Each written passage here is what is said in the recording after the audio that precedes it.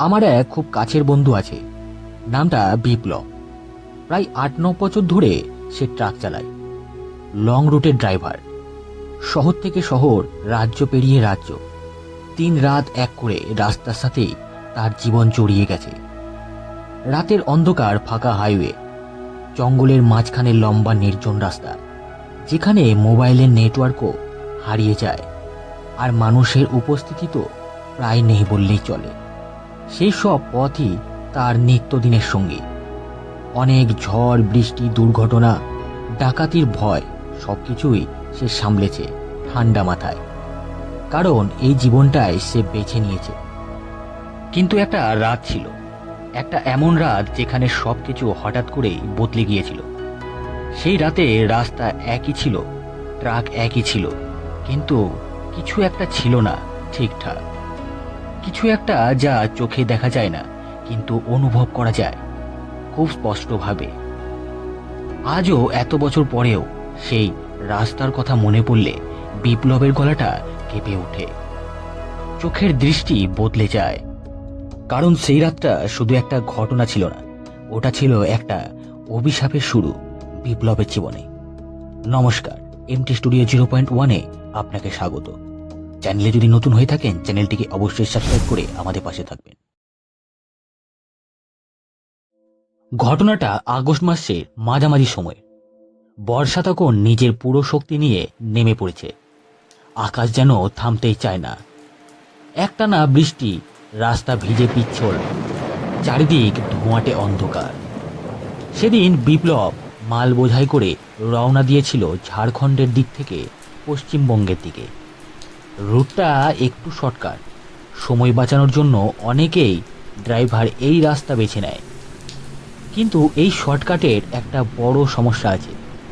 রাস্তার মাঝখানেই পড়ে একটা ঘন গভীর জঙ্গল, যেখানে দিনের আলো ঠিকমতো মাটিতে পৌঁছায় না। আর রাত হলে সেই জায়গাটা যেন পুরোপুরি অন্য এক জগতে পরিণত হয়। ওই জায়গাটা নিয়ে ড্রাইভারদের মধ্যে আগে থেকে নানান রকম কথা প্রচলিত ছিল। রাতে এই রাস্তায় না যাওয়াই ভালো। অনেকেই গেছে, কিন্তু সবাই ঠিকঠাক ফিরে আসেনি। এই ধরনের ফিসফিসানি সতর্কতা চা দোকান থেকে ট্রাক স্ট্যান্ড পর্যন্ত সব জায়গাতেই শোনা যেত। কিন্তু ট্রাক ড্রাইভারদের জীবনের একটাই কথা সবচেয়ে বড়: সময় মানেই টাকা। ডেলিভারি লেট হলে ক্ষতি আর ক্ষতি, ক্ষতি মানেই শুধুই সমস্যা। তাই এই সব কুসংস্কার, গুজব সব কিছুকেই একপাশে সরিয়ে রেখে সেদিন রাতেও বিপ্লব সেই পথটাই বেছে নিয়েছিল। ও জানতো না ওই সিদ্ধান্তটায় তার জীবনের সবচেয়ে বড় ভুল হতে চলেছে। রাত ক্রমশ গাঢ় হতে লাগলো। ঘড়িতে তখন প্রায় 1:40। চারপাশে যা ছিল শুধু অবিরাম বৃষ্টি, জঙ্গলের অদ্ভুত নিস্তব শব্দ আর ট্রাকের হেডলাইটের সীমিত আলো। যেটুকু সামনে পড়ছে শুধু সেটুকুই যেন এই পৃথিবীর অংশ, তার বাইরে সবটাই অজানা অন্ধকার। বিপ্লব স্টিয়ারিং শক্ত করে ধরে এগোচ্ছিল, কিন্তু হঠাৎই ট্রাকটা কেঁপে উঠল। একবার, দুইবার, তারপর একেবারে নিস্তব্ধ। ইঞ্জিন বন্ধ হয়ে যায় ট্রাকে। চারপাশে শুধুই বৃষ্টির শব্দ আর সেই অস্বস্তিকর নিস্তবতা, যেটা যেন কানের চাপ তৈরি করছে। প্রথমে বিপ্লব ভেবেছিল হয়তো সাধারণ কোনো ইঞ্জিন সমস্যা, হয়তো এই রাস্তায় এমনটা হওয়া অস্বাভাবিক নয়। সে ধীরে ধীরে ট্রাক থেকে নেমে এলো, হাতে একটা টর্চ নিয়ে। সামনে গিয়ে চেক করতে লাগলো যে গাড়িতে ঠিক প্রবলেমটা কি হয়েছে। কিন্তু সে যতই গাড়ির ইঞ্জিনটা চেক করছিল, ততই যেন বিষয়টা অদ্ভুত হয়ে উঠছিল। ব্যাটারি একদম ঠিক, ডিজেলও ফুল হয়ে আছে, কোনো তার ছেঁড়া নাই, কোনো লিকেজও নেই, সব কিছু একদম ঠিকঠাক। তবুও ট্রাকটা স্টার্ট নিচ্ছে না। বিপ্লব একবার চুপ করে দাঁড়িয়ে রইল বৃষ্টির মধ্যে। তারপর ধীরে ধীরে যেন ওর মনে একটা অজানা অস্বস্তি ঢুকে পড়তে শুরু করলো। কারণ এই ধরনের সমস্যা ও আগে কখনো দেখেনি।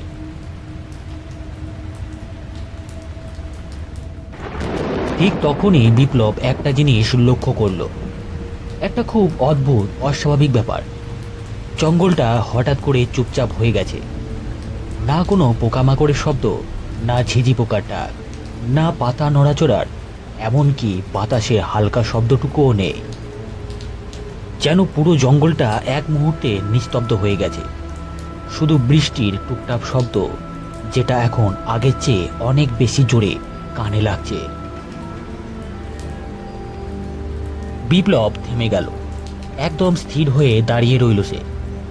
ওর বুকের ভেতরটা ধীরে ধীরে যেন ভারী হয়ে উঠতে লাগলো। মনে হচ্ছিল কিছু একটা ঠিক নেই।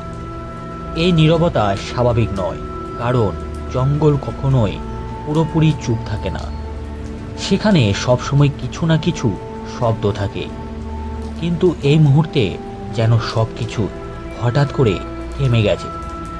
আর সেই থেমে যাওয়ার মধ্যে একটা অজানা ভয় ধীরে ধীরে চারিদিকে ছড়িয়ে পড়ছে। বিপ্লবের হঠাৎ করেই মনে হলো ও যেন একা নয়, কেউ অথবা কিছু একটা ওকে লক্ষ্য করছে। বিপ্লব আবার ট্রাকের কেবিনে উঠে বসেছিল, দরজা লাগিয়ে চুপচাপ। বাইরে তখনও বৃষ্টি পড়ছে, কিন্তু জঙ্গলের সেই অস্বাভাবিক নীরবতা এখনো ঠিক আগের মতনই ভারী হয়ে ঝুলে আছে চারপাশে। বিপ্লব হঠাৎ কানে পেল কেউ যেন হাঁটছে ভেজা মাটির ওপর ধীরে ধীরে একটা ছন্দে। শব্দটা ট্রাকের পেছন দিক থেকেই আসছে এবং ধীরে ধীরে সামনে এগিয়ে আসছে। বিপ্লব স্থির হয়ে গেল, শ্বাসটাও যেন আটকে রাখল। প্রথমে ওর মনে হলো হয়তো কোনো লোক, কেউ সাহায্য চাইতে আসছে। এই ধরনের নির্জন রাস্তায় মাঝে মাঝে পথচারী বা অন্য ড্রাইভার বিপদে পড়তেই পারে। কিন্তু পরের মুহূর্তে ওর মাথায় একটা প্রশ্ন বিদ্যুতের মতো ঝলসে উঠল। এই জঙ্গলে রাত দুটোর সময় কেই বা থাকবে? শব্দটা ক্রমশ কাছে আসছে। এখন আর দূরে নয়, একদম ট্রাকের গা ঘেঁষে বিপ্লবের বুকের ভেতরটাও ধূপকানি ভারতে লাগলো। হাত দুটো অজান্তেই শক্ত হয়ে গেল, কারণ যেই হোক সে এখন একদম ট্রাকের পাশেই দাঁড়িয়ে আছে। বিপ্লব ধীরে ধীরে সাহস জোগাড় করলো। স্টিয়ারিং শক্ত করে ধরে সামনের দিকে একটু ঝুঁকে পড়ল। ওই হেডলাইটটা একটু অ্যাডজাস্ট করলো। আলোটা আরো পরিষ্কারভাবে সামনে পড়ল। আর ঠিক তখনই আলোয়ের ভেতর একটা অবয়ব ধীরে ধীরে স্পষ্ট হতে শুরু করলো। একজন মহিলা, পুরো শরীর ভিজে, গায়ে সাদা কাপড় আর লম্বা চুল, যেটা পুরো মুখটা ঢেকে রেখেছে তার। সে ধীরে ধীরে এগিয়ে এলো, এক পা করে। তারপর একদম ট্রাকের সামনে এসে দাঁড়ালো। বুকের ভেতরটা কেঁপে উঠল বিপ্লবের, কিন্তু ওর চোখ তখনও আটকে আছে সেই অবয়বটার ওপর, কারণ কিছু একটা ঠিক লাগছিল না। একটা অস্বাভাবিকতা যেন ধীরে ধীরে স্পষ্ট হয়ে উঠছিল। মহিলাটির পা মাটিতে ঠিকমতো পৌঁছাচ্ছিল না, যেন সামান্য ভেসে আছে। আর সবচেয়ে ভয়ঙ্কর ব্যাপার, এই প্রবল বৃষ্টির মধ্যেও তার গায়ে কোনো জল জমছে না। এক ফোঁটা জলও যেন তাকে স্পর্শ করছে না। সে মাথা নিচু করে দাঁড়িয়ে আছে, একদম স্থির, না কোনো নড়াচড়া, না কোনো শব্দ, শুধু দাঁড়িয়ে আছে। বিপ্লবের শরীর ঠান্ডা হয়ে আসতে লাগলো। গলা শুকিয়ে গেল, কারণ এটা কোনো সাধারণ মানুষ হতে পারে না। ট্রাকের দরজায় খুব ধীরে একটু টোকা পড়তে শুরু করলো। বিপ্লবের পুরো শরীরটা যেন জমে গেল। হাত স্টিয়ারিংয়ে, কিন্তু শক্ত হয়ে আটকে আছে তার। শ্বাসটাও ধীরে ধীরে ভারী হয়ে উঠেছে। বাইরের দিকে ঠিক দরজার ওপাশে সে দাঁড়িয়ে আছে। বিপ্লব তার বুকে একটু সাহস জোগাড় করে দরজাটা একটু ফাঁক করে খুলতেই তার মুখটা বিপ্লবের মুখের সামনে ভেসে উঠল এবং সে হালকা গলায় একটু বলে উঠল, আমাকে একটু উঠতে দাও। কিন্তু গলাটা একটা অদ্ভুত ভেজা আওয়াজে ভরা, যেন শব্দগুলো স্পষ্ট নয়, বরং টেনে টেনে বেরিয়ে আসছে। বিপ্লবের বুকের ভেতরটা ধুকপুকানি এত জোরে হচ্ছিল, মনে হচ্ছিল বাইরে থেকেও শোনা যাবে। ঠিক তখনই ওর মাথায় হঠাৎ করে একটা কথা ফিরে এলো, অনেক পুরনো অভিজ্ঞ ড্রাইভারদের সতর্কবার্তা। রাতে জঙ্গলে কেউ সাহায্য চাইলে আগে তার মুখ দেখবে আর তার পা দেখবে। যদি কিছু অস্বাভাবিক লাগে কখনোই দরজা খুলবে না। বিপ্লব ধীরে ধীরে চোখ ঘুরিয়ে নিচের দিকে তাকালো, তারপর আবার সামনে। ওই ইতিমধ্যেই দেখে ফেলেছে যা দেখার কথা ছিল না। আর এখন ও খুব ভালো করেই জানে, যদি এই দরজাটা আবার খোলা হয় তাহলে হয়তো আর বাঁচার কোনো সুযোগ থাকবে না। বিপ্লব একদম স্থির হয়ে বসে রইল, কারণ এই মুহূর্তে একটা ভুল সিদ্ধান্তই সবকিছু শেষ করে দিতে পারে। এতক্ষণ যেটা দরজায় টোকা মনে হচ্ছিল, দরজায় সেটা এইবারে আর টোকা নয়, এবার সেটা আঘাতে পরিণত হলো। মহিলাটা যেন পাগলের মতো দরজা ধাক্কাতে শুরু করলো। খোল, আমি জানি তুই ভেতরে আছিস। তার গলার স্বরটা ধীরে ধীরে বদলে যাচ্ছিল,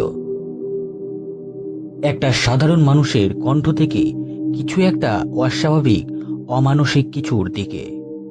শব্দগুলো বিকৃত হয়ে যাচ্ছিল, যেন একাধিক গলা একসাথে কথা বলছে।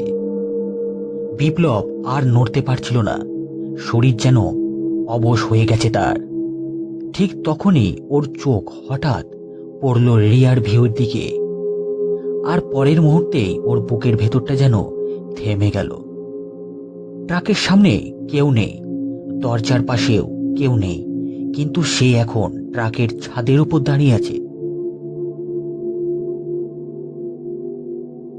শব্দটা একদম স্পষ্ট, ভারী, একদম মাথার উপরে, যেন কেউ ধীরে ধীরে হেঁটে বেড়াচ্ছে।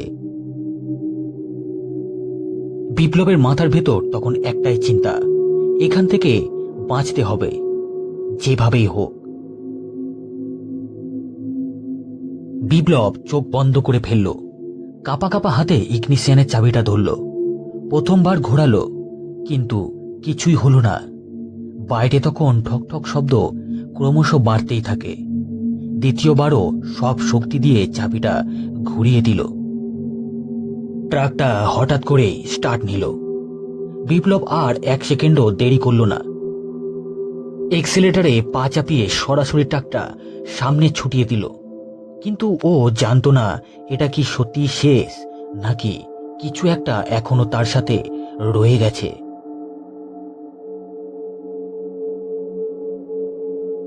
পরদিন সকালে রাতটা কোনো রকম কাটিয়ে বিপ্লব গাড়িটা নিয়ে পৌঁছায় এক লোকাল ধাবায়। মুখটা ফ্যাকাশে হয়ে গেছে, চোখের নিচে দাগ, সারা রাতের আতঙ্ক এখনো স্পষ্ট তার চেহারায়। চা হাতে নিয়ে ধীরে ধীরে সে পুরো ঘটনাটা বলতে শুরু করলো ধাবার লোকজনকে। প্রথমে হাসাহাসি করছিল, কেউ বিশ্বাস করছিল না, কিন্তু কোণের একটা টেবিলে বসে থাকা এক বৃদ্ধ লোক চুপচাপ সব শুনছিল। সবটা শোনার পর সে ধীরে ধীরে মুখ তুলে বলল, এই রাস্তাটা নতুন কিছু না। সবাই চুপ হয়ে গেল। কয়েক বছর আগে ঠিক এই জায়গাতে একজন মহিলা অ্যাক্সিডেন্টে মারা গিয়েছিল। রাত হলে সে নাকি এখনো দাঁড়িয়ে থাকে রাস্তায় আর লিফট চায়। ধাবার ভেতরটা এক মুহূর্তের জন্য ঠান্ডা হয়ে গেল। কেউ আর একটা কথাও বলতে পারল না। বিপ্লব শুধু চুপ করে বসে রইল, চোখ দুটো ফাঁকা, কারণ সে জানে গত রাতে সে ঠিক কি দেখেছে।